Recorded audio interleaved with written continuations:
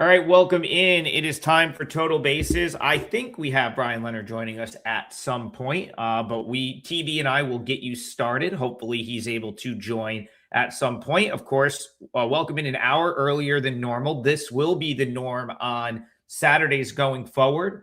The college football show, I believe, is going to go after us. So a very complete programming schedule now. On Saturday mornings, you'll have us, you'll have college football, and then you'll have last call leading into the football kickoffs at typically at noon. Tokyo Brandon, yes, it's week 0. Yes, there's some college football games, but there are 17 Major League Baseball games today, a loaded MLB slate that we have to talk about. So welcome in. How was your Friday? Hopefully it was better than mine. I went 5-1, so pretty good. 3-1 in MLB, and then 2-0 in Asian baseball. So bounce back from, I had a losing day yesterday that really irked me. I don't know. It was one of those days where everything should have gone right and it didn't. But then today, everything just magically turned around. So, you do this long enough, you're going to have ups and downs, but you're a successful capper. I'm a successful capper. We know that. You just got to ride out the losing. You do 3,000 bets, you're going to lose 5 in a row. You're going to win 5 in a row, 10 times each. So yeah, you got to deal with it. And speaking of busy schedule, I'll be doing my Sunday MLB show tomorrow at 9 a.m. Eastern. So you guys have betting advice every day of the week. So yeah, pretty good day for me. Yeah, I'll promote. I have a new show coming up with Rob Vino. We'll be doing the basketball show, college hoop come basketball season, but Rob and I have a Sunday game day NFL show. It'll start week 1, and we'll go every Sunday morning, I believe 10 a.m. Eastern, in this same format. So it's going to be Rob and I just answering your questions about Sunday NFL games. We will start not next week, of course, but the week after we will start that. And before we get into it, I do have an NFL play today. I'm 4-1 in the preseason. This will be my final preseason play. Well, this is the last day of the NFL preseason, so this will be it. I will have my 5th straight winning preseason, regardless of what happens today. But I'd love to finish 5-1, and that is my play up for sale. So that's what's on my WagerTalk page today. If I have any baseball, it's going to be given to you for free, and I'll talk about that throughout the show. So enough of the promo, enough of the intro. The chat is populated. Tokyo Brandon, nationally televised doubleheader today. We've got a 1 p.m. game on MLB Network, and we have a 7 p.m. day-night doubleheader in the Bronx. 7 o'clock will be on Fox. The 1 o'clock pitching matchup is going to be Jake Bennett and Carlos Rodon. And at 7 p.m., it looks like it's going to be Max Fried against probably Brian Bayo, maybe with an opener in front of him. So Yankees, Red Sox, you nailed Schlittler last night. He was awesome. As expected, Yankees win 1-0. How do you see this one going today? Yeah, doubleheaders, I generally don't like to bet the second game, but in this one, I think there's more of a capping edge in the second game. Look, I've got both of these teams almost dead even. The Red Sox are hitting better than the Yankees, but the Yankees bullpen is just as much better than the Red Sox bullpen as the hitting discrepancy. So that kind of cancels out, and as far as I'm concerned. And Rodon and Bennett, I've got them neck and neck in my rankings. I think Bennett might have a little more upside, but as far as current form right now, they're almost dead even. So this game 1 is a complete deadlock for me. I don't know what to do with it, but game 2, let's hope Boston wins game 1 so I can come back and hammer New York in game 2, because Fried is light years better than Brian Bayo. And Brian Bayo, I'd rather have Scott Bayo than Brian Bayo. I know I say that joke every time he pitches, but anyways, give me Charles in charge instead of Brian Bayo. I will hammer the Yankees if Boston wins game 1, though, because Fried is light years better than Brian Bayo. And when you have the better bullpen and the better starting pitching and your hitting is only a couple pegs lower than the other team, yeah, I'll take that. So I like the Yankees in game 2, especially if Boston wins game 1. Yeah, I like your thought process. I'm in a similar boat in the respect that it's like I definitely want to see how game one plays out first. I do think there is a scenario like you're saying you would like a Red Sox win in game one, probably using some of the better bullpen arms. For me, I'm almost thinking like if the Yankees win game one, I become a little bit more intrigued on the Red Sox side. I guess the reason I say that is, Bayo is probably the bulk guy in game two. I don't know that they're like totally like married to him going super deep. He's been better in this sort of piggyback role. If you look at like, Bayo since being recalled, which occurred, I suppose after the All-Star break, came back up on the 22nd for a spot start, and then has kind of pitched either out of the bullpen or as a bulk guy ever since. It's been pretty good. And so what I would need in game two to like the Red Sox, just to give a different perspective, is Yankees winning a close game in game one. And then suddenly the Red Sox end up with like all of their good bullpen arms for the second game, because that would mean back-to-back losses for Boston.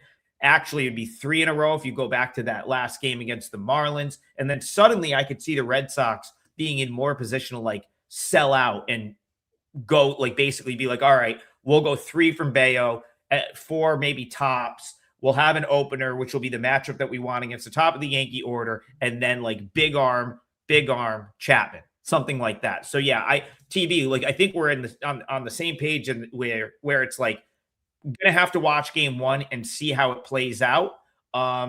It's gonna be like very, very important in terms of betting game two. We have Bryan Leonard. He's hydrating right now. And we're just gonna put you right on the spot, Brian. We are talking Yankees Red Sox doubleheader. Any thoughts you have, game one or game two, for this big doubleheader in the Bronx today? Not a whole lot going today. I was out at the Skillet concert at the M last night. Got in a little bit late, and apologize for that. Well, you got Bennett and Rodon in game one, a couple of lefties. I like them both. Rodon's been very good, but he's not really stretched out. He's not going, the full 100 pitches yet. Bennett's struggled a little bit since this hot start, but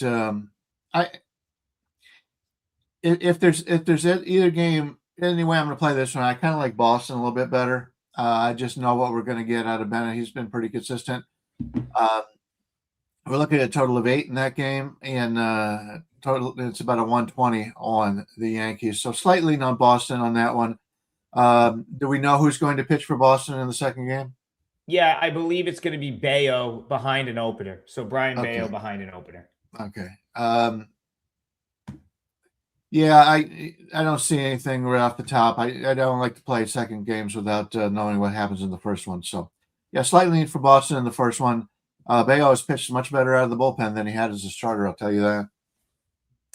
Yeah, I would agree that if I had to lean away in the first one, it'd be with the Red Sox. And Tokyo Brandon, hopefully the Red Sox get it done in the first one, and it sets up a spot for you to play the Yankees in game two. I guess I'll wrap it up by saying I'm pro Boston in the doubleheader, like finding a spot to play the Red Sox. I just don't know that they're going to drop 3 games in 2 days to the Yankees.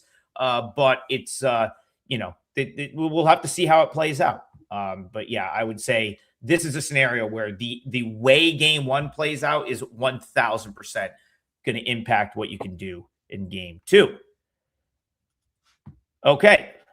Grant's dad says, please say hi to Grant's mom, who is also watching. Love that. Shout out to Grant's dad. Shout out to Grant's mom. No shout out to the Marlins. Sorry, that team, very frustrating. I ruined the parlay. Yeah, go ahead. Let me say, I heard Grant's mom is pretty hot. Okay. I mean, listen, if that's word on the street, all right. But yeah, shout out to you guys constantly donating, constantly, and the chat just keeping it going, making this show what it is. We greatly appreciate all the interaction, and we like I said, I ruined the parlay with the Marlins.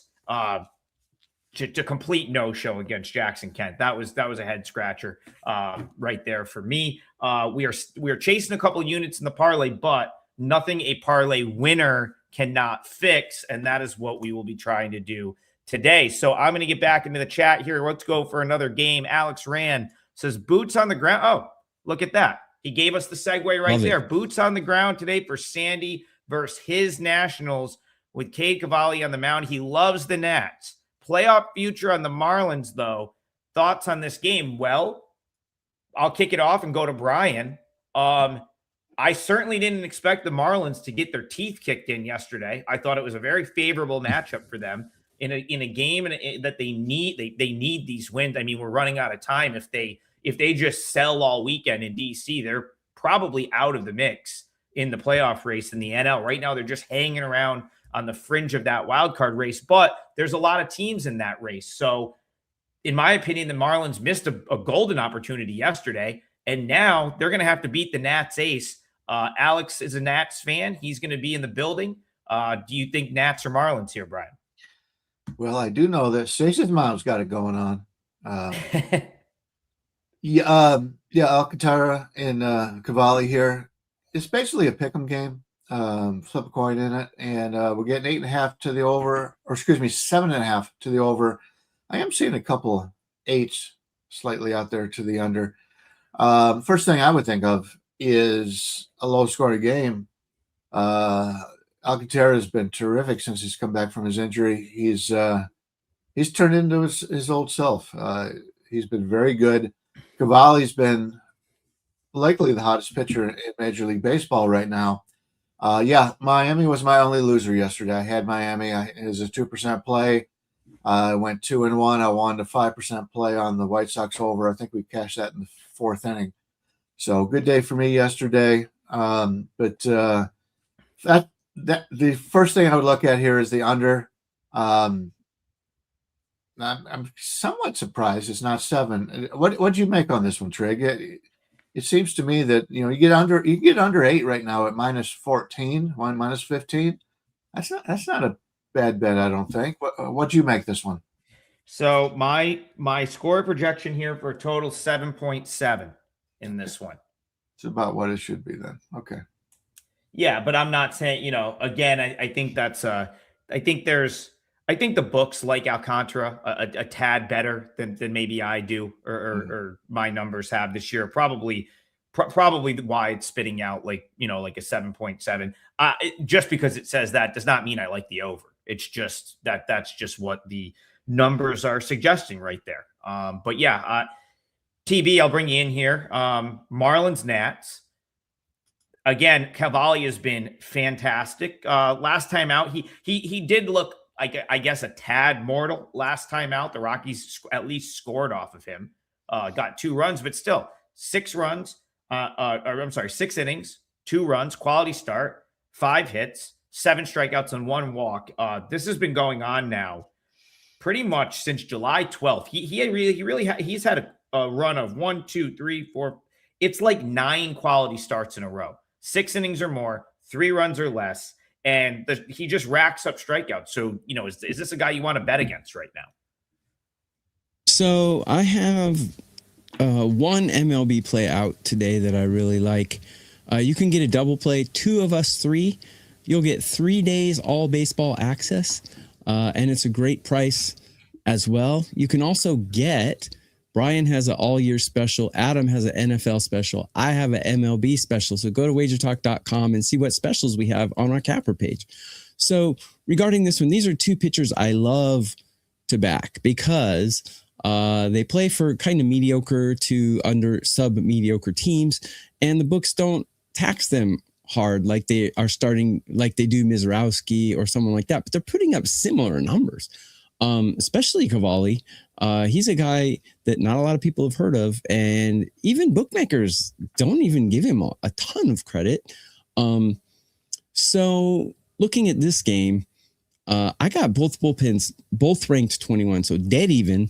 I've got the hitting only 1 point apart, and I like Cavalli a lot more than I like Alcantara on the road. So Alcantara is a guy I love backing, but I love backing him at home.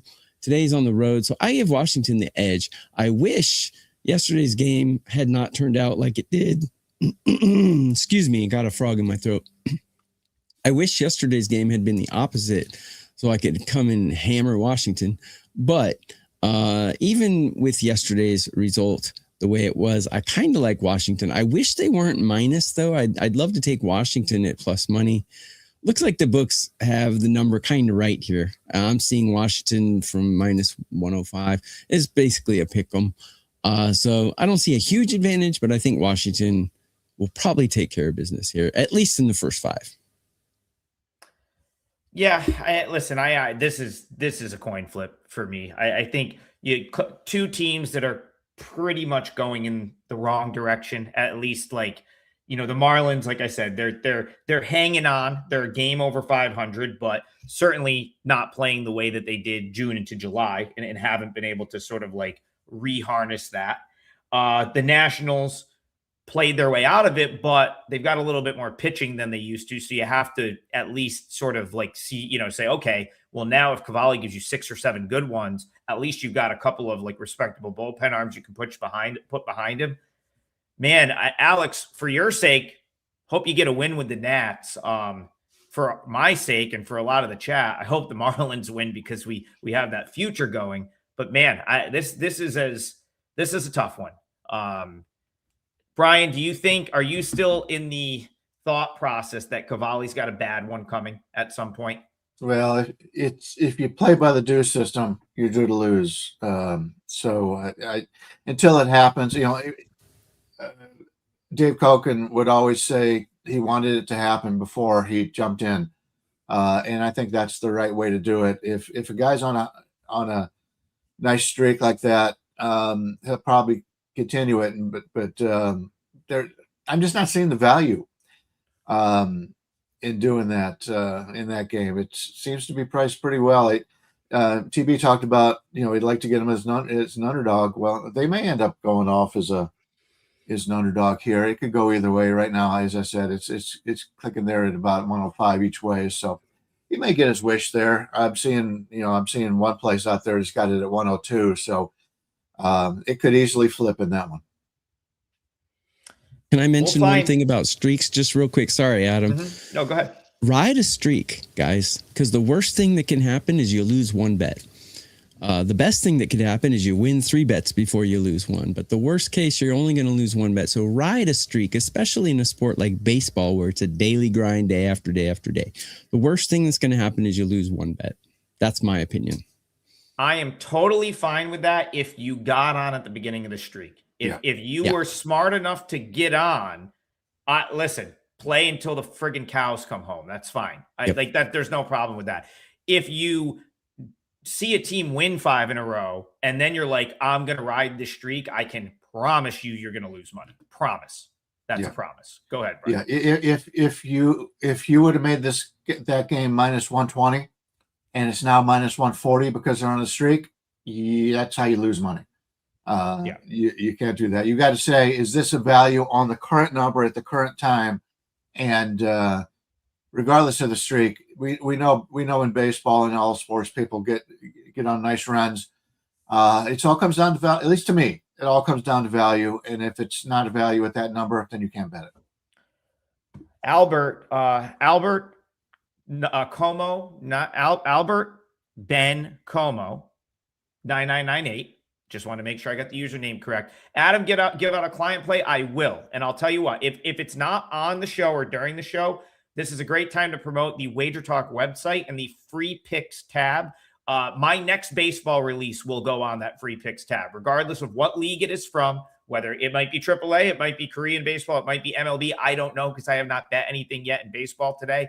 The next one I got will go on that free picks tab. You can see any cappers free picks that they've posted on their WagerTalk page. But also, if you just want to take a look at free picks that the website has to offer, go to wagertalk.com, click on free picks, and it will list all of them. I think, Tokyo Brandon, do you have something populated in the free pick section?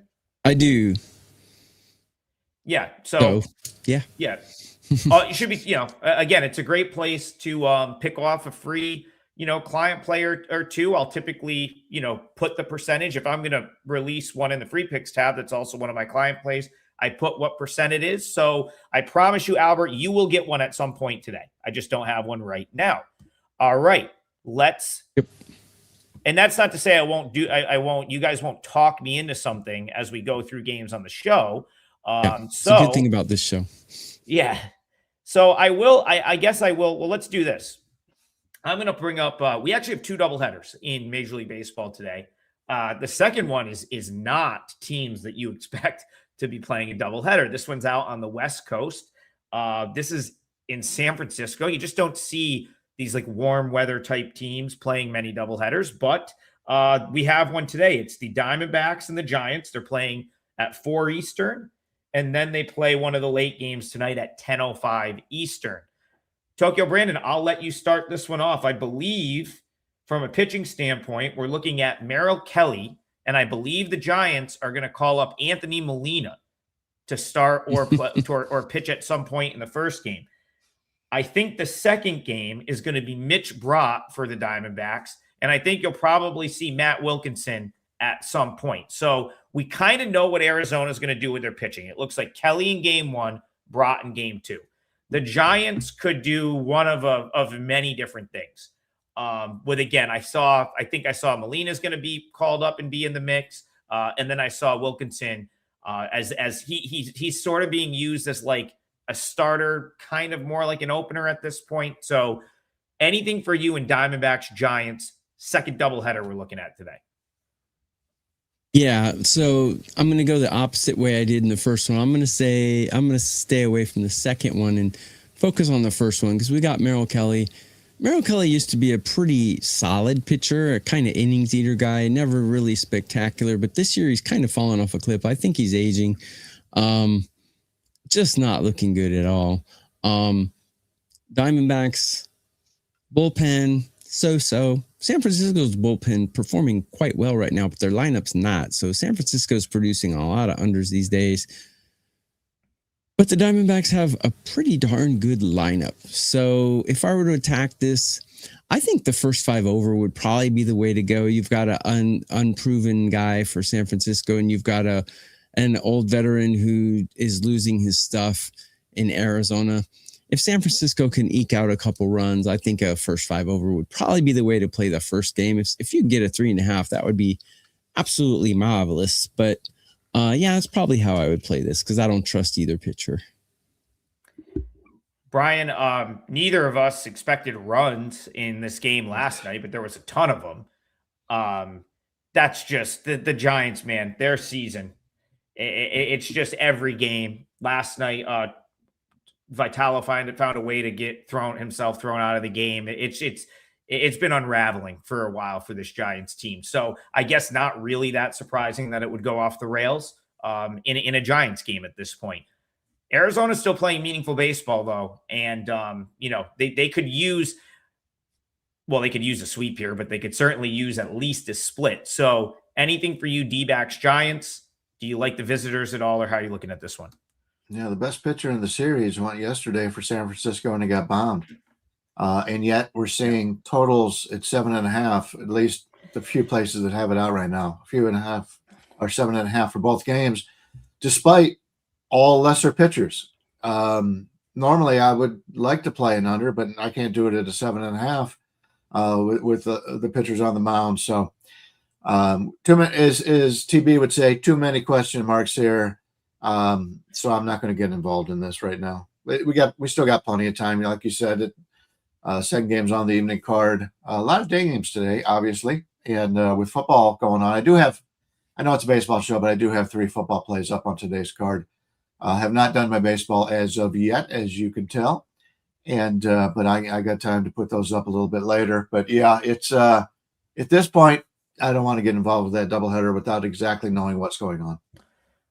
Steve Duke says I might hit Arizona twice. I don't know. I don't like it. Here's what I'm going to look for in this one. I think I will see if I can isolate. So if I can get Arizona against a lefty and with a lefty on the mound, which I think we could see in game 2. I will be interested in the Diamondbacks in that scenario. I'll be even more interested in the Diamondbacks in that scenario if game one burns up some of the Diamondbacks bullpen. Reason being, the Giants. So Mitch Brott's a lefty. The Giants have been poor against left-handed pitching for years now, a couple of years now. This team was awful against lefties last year. They're kind of awful against anyone pitching this year, but they've been worse against lefties. The Diamondbacks rake left-handed pitching. This lineup crushes lefties. So, even though I have liked Tugboat, like as in his ascent through the minors, he didn't look super sharp against the Red Sox. I kind of think that Arizona could generate some offense. So I have my eye on Diamondbacks in game two if that's sort of how it plays out. So keep an eye on that. If it's Brott versus Wilkinson and then the game one plays out in a certain way, that may be the client play for me today. And where will you find that? On the free picks tab, because I said I would put it there. So that's to go back to the very original question, or the original question. I will give you a client play in baseball today as soon as I know what it is. Okay. So we're through 3 games, but we're really through 5 since we've done both doubleheaders at this point. Let's see. I'm going to the chat. City by the Bay says, my boy Walker Jenkins finally called up. Yep, Walker Jenkins made his major league debut last night. I thought it was well, Brian, I'll go to you since you nailed the over in this game. My 5% play was the Twins. It's a bet I'd make probably 10 more times out of 10. I got in at minus 112. Think it went off minus 135. I thought they would do damage against Castillo, which they did. Unfortunately, Dean Kramer gave up 4 straight 2-out hits in the first inning. And, credit to the White Sox who continue to scrap. They continue to just, I believe in every inning they tacked on. I think the majority of their 7 runs in that game came with 2 outs. And then a couple of really nice plays. The play Murakami made at first to then get to double the guy up at home all come to mind. And the Twins were on the short end of that game. Your over got there easily, I think, in the 3rd or 4th inning. Third inning. Yeah, 3rd inning. But today you've got another, competitive matchup, another matchup that, could lend itself to maybe some runs. And I do think Walker Jenkins helps that lineup. He was hitting 9th last night. So yeah. Twins, White Sox, are you going back to the well for runs today? Yeah, I like it when they start the guys off at number 9. Let them know that, hey, you may think you're a big shot, but in this lineup, you're not. So, I like that. And I kind of like the Twins in this game. I think I trust Ober more than Fetty. But then again, you're trusting 2 guys that have been around for a while and have had their ups and downs. But, yeah, you try to find yourself a must-win game. And we talked about this before the series started yesterday, that the Twins had to find a way to win this series and try to win it in pretty good fashion. I think this is a game where the White Sox probably came in and said, okay, if we can at least get 1 game in Minnesota, we can stem the tide, and we're down to the last 25 games or whatever in the season. But I think this is the game that Minnesota comes back here and gets the victory. If you're taking a look at the line, I mean, it's pretty reasonable. It's as if it's a pick'em game, and they're the home team. Well, I think they got a little bit of an advantage with Ober is the starter here, and we're looking at basically 118 for Minnesota with a total of 9. I just think this is a good spot for Minnesota to bounce back here, and from a game importance. You could say they're going to be tight, but it's not like they've been winning the division all season long like Chicago has. So yeah, it's nothing's jumping out at me early in the morning, but Ober was one of the games I'm looking at, and I was a little bit surprised we could get that thing under 125. Tokyo Brandon, what's going to be a real weapon if the White Sox finish the job here in the Central, which I think, obviously the Guardians are going to have a say, but I think that they have a good chance to do so, is like, if they get to the playoffs, like I don't love their starting pitching, But something that was apparent to me again as I'm watching last night and being on the Twins, I was kind of like, oh no, this is how it's going to go here. Man, what a weapon to be able to go to Grant Taylor whenever you want, and he's just going to give you whatever you need to win a game. Last night it was 2 2/3, economical, only 27 pitches. But now, not only do they have him, but like Hagen Smith is becoming like almost like the left-handed version of, hey, we can go to him anytime and he's going to go in and get outs. So yesterday, Castillo was bad as expected, 4 runs on 8 hits over 4 innings. But Hagen Smith comes in and locks it down for an inning and a third. Grant Taylor locks it down for 2 2/3. And all of a sudden, you're in the 9th inning with a lead. That being said, 2 2/3 from Taylor. Maybe you see him here, maybe you don't. At worst, you're going to get them on back-to-back days. So I'm with Brian. I lean toward the Twins here as well. Twins, White Sox to you. How do you see this one? Yeah. I really like the White Sox. They're exciting. They're fun to watch. But as well as they've been hitting, I think that the Twins are just as good as in current form as they are. The Twins bullpen is what I don't like about them. But like you said, yeah, things are looking up. I like Bailey Ober just like Brian said. I my numbers don't like him.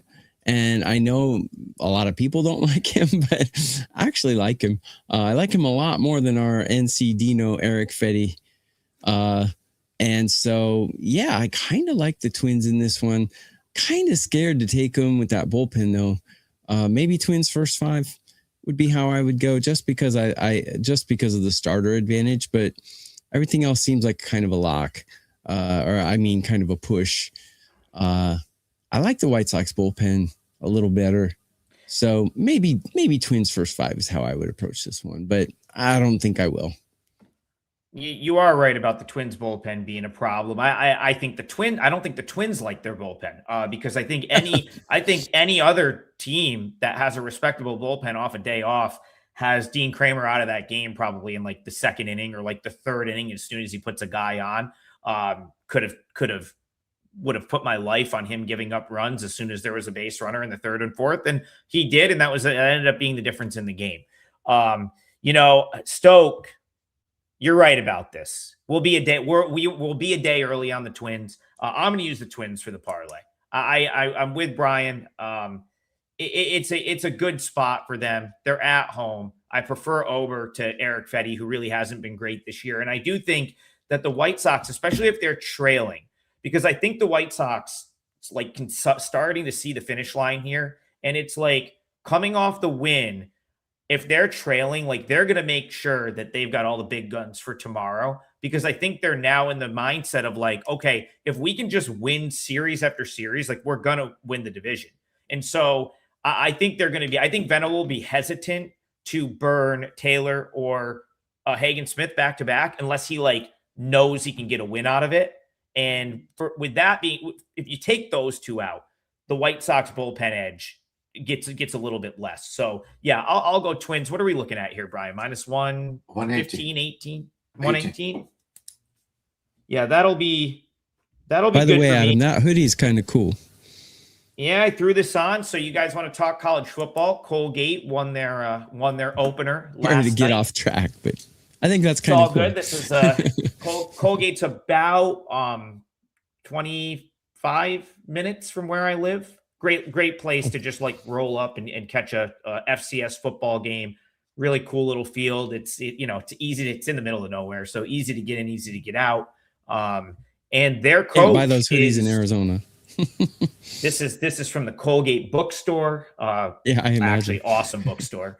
And those Colgate's got a new coach whose first year was last year, and he's like a kind of like a Central New York guy. Like he's coached like everywhere around Central New York, D3 high schools, and he actually won a national championship with Cortland a couple of years ago. Took the Colgate job, and we kind of think he's turning the program around. So they won their opener. I got him off track. The Colgate hoodie on. You got him off track. My question is, since we're off track, does Colgate have a dental program?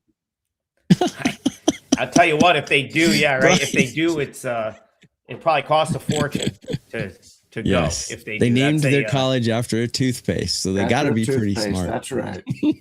I'm sure the college was there before the toothpaste, though. So, anyways.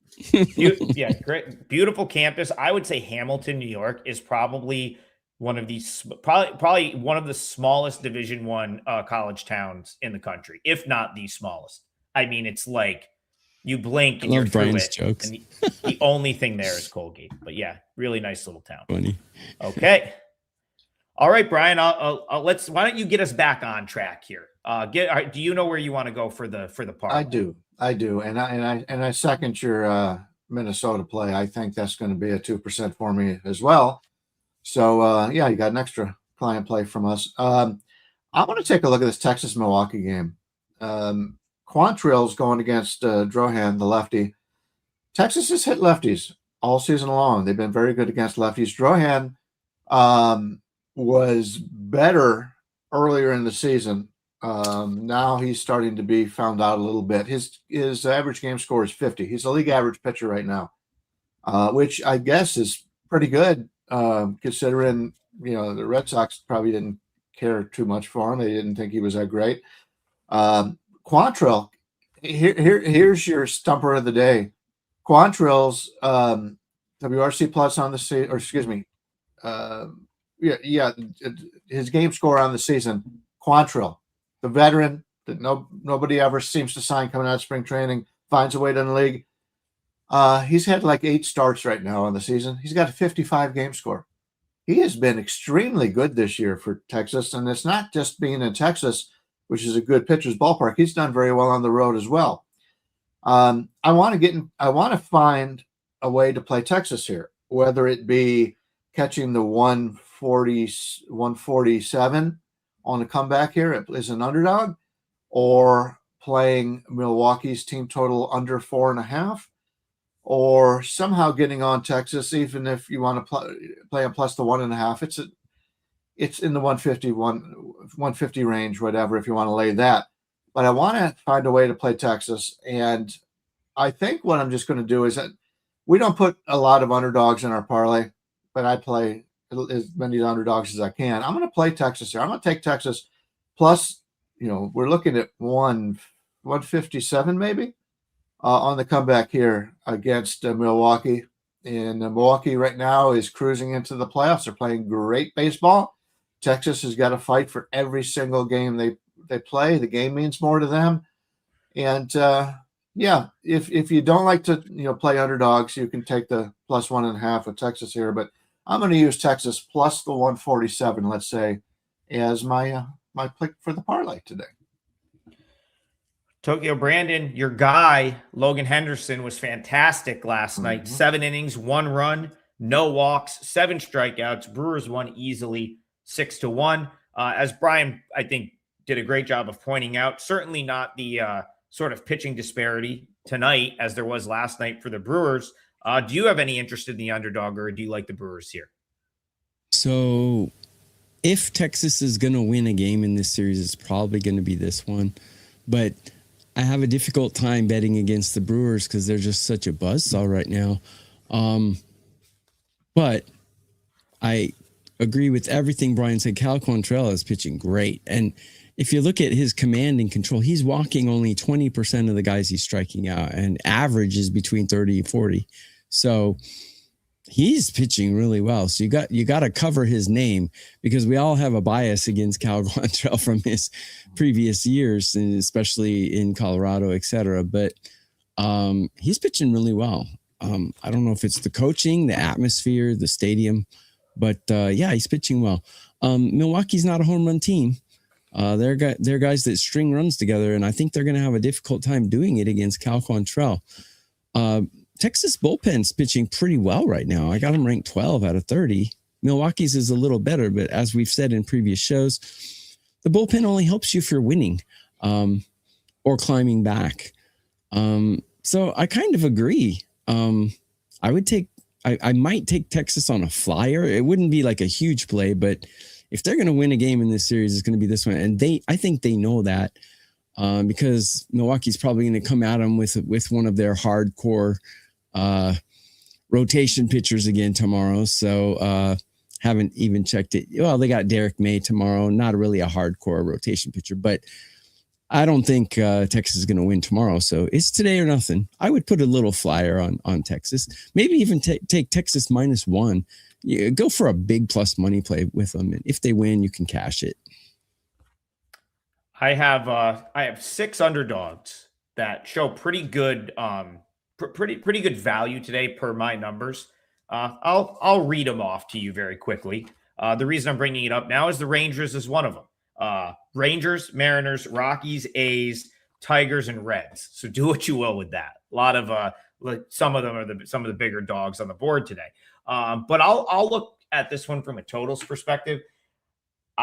Quantrill's been good enough for me to definitely get behind here. So Brian likes to take a shot with Texas. I can see it. Quantrill's he's limits hard hit. He's been throwing strikes. He keeps his team in the game.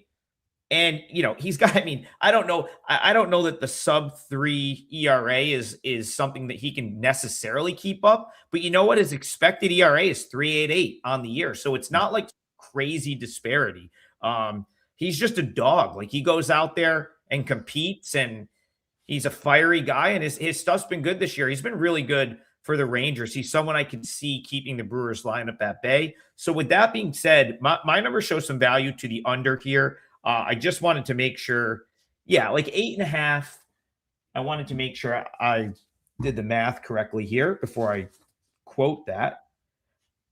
Yeah, so I'm at like 8.1 and between 8.1 and 8.2.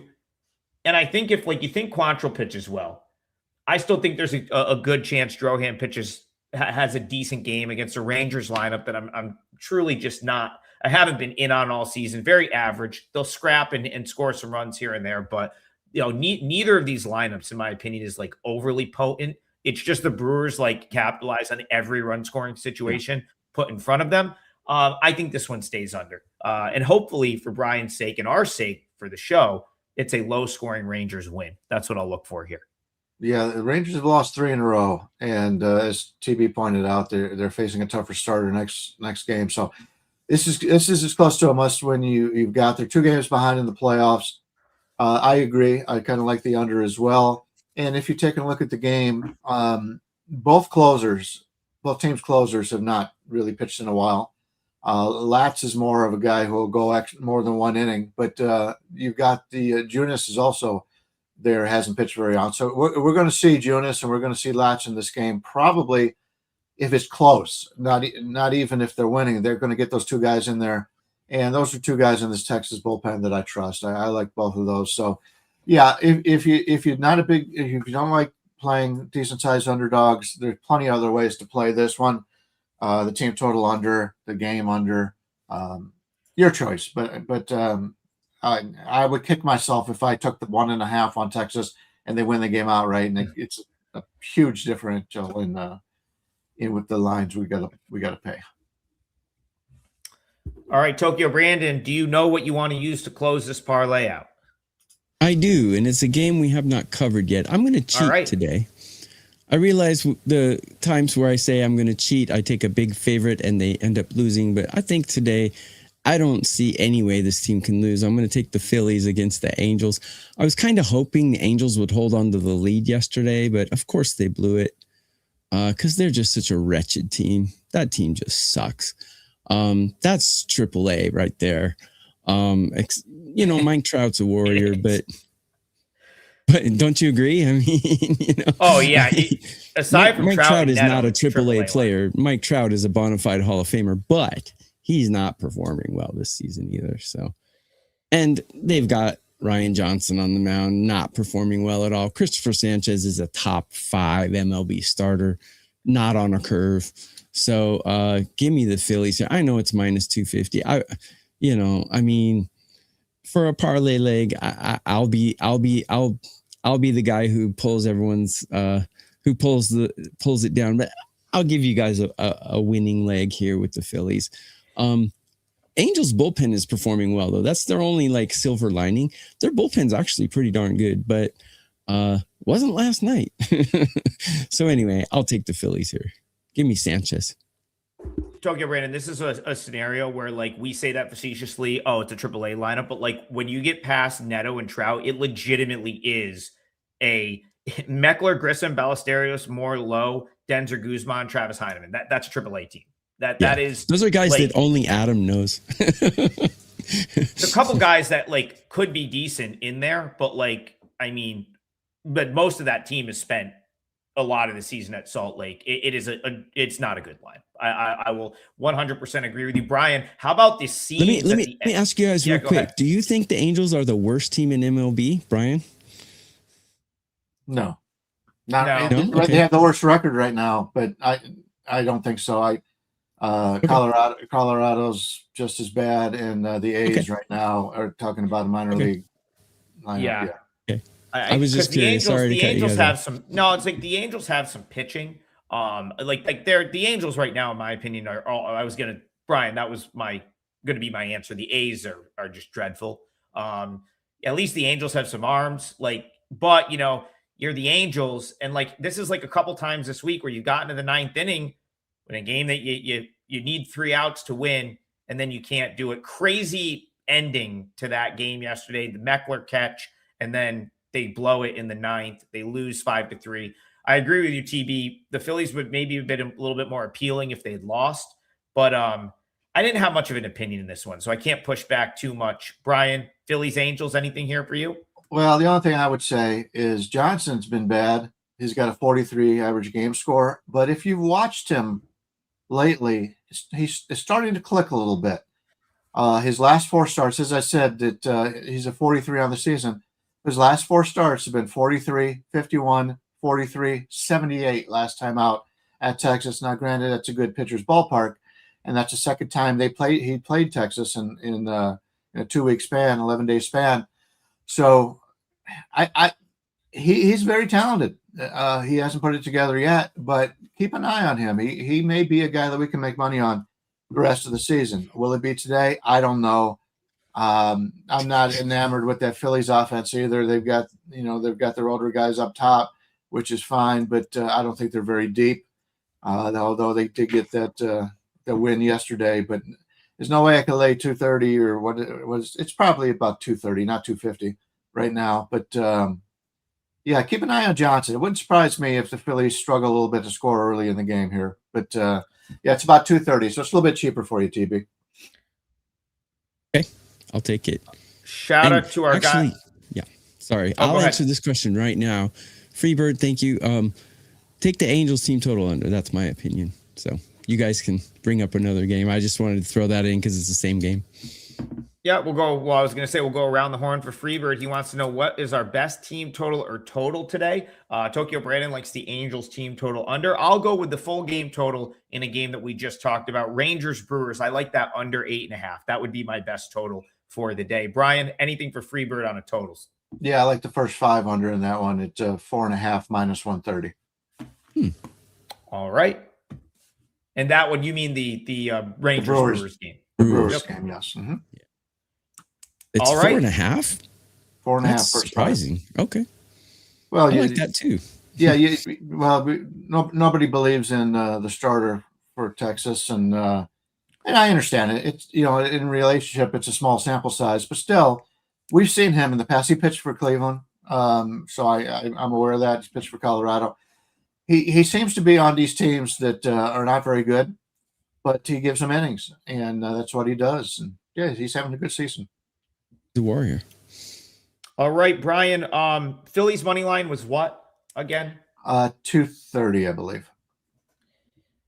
All right, so we've got to wrap it up since we've got I believe it's a college football show coming up in 10 minutes. I probably should have known what that was before before coming on the show, but yeah. So WagerTalk programming is going to continue. You got a football show, and then you got Last Call. Obviously, a lot of football today. If you're into football, Brian's got plays in college football for week 0. I have a 4% NFL preseason play today in one of the preseason games. I am 4-1 on this season, and I'm 22-8 the last 5 years now. This will be my 5th straight winning preseason, win or lose today. I obviously hope to add on and win. That is up on my page right now. as promised, I will post a baseball play that I'm giving to clients in the free picks section. So make sure you've got your eye on the free picks tab over at WagerTalk. Tokyo Brandon, hit him with a promo, and then we'll get out of here. What do you got going on today? Get a double play.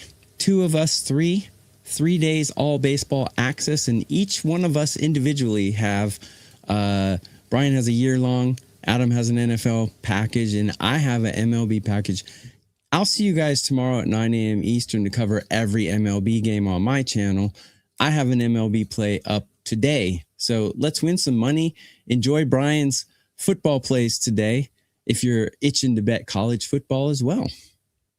Yeah, and for the full season NFL, for me, the coupon code is NFL100, and it would include today's play as well.